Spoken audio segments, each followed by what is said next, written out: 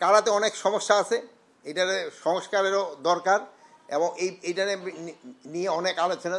কারার একটু বাজেট টাজেটের ক্ষেত্রে সমস্যা, এখন অনেক কারা যারা আছে বন্দি আছে, অনেক বয়স হয়ে গেছে, তারা ধরেন বিভিন্ন রোগ ইসে মানে আক্রান্ত, এবং তাদের ঔষধের ব্যাপারে একটা বাজেটেরও বেশি দরকার হয়।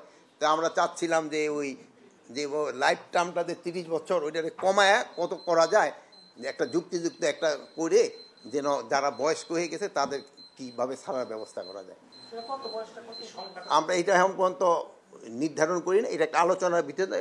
আমরা ওই মেয়েদের ক্ষেত্রে হয়তো আমরা 20 বছর করে দিতে চাচ্ছি, ছেলেদের ক্ষেত্রে হয়তো আরও একটু বেশি হতে পারে, বাট আবার কতগুলি স্পেসিফিক আছে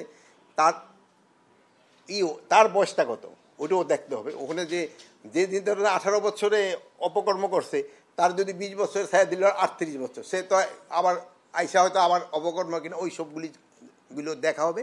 বাট মেয়েদের ক্ষেত্রে আমরা একটুখানি বেশি লিবারেল।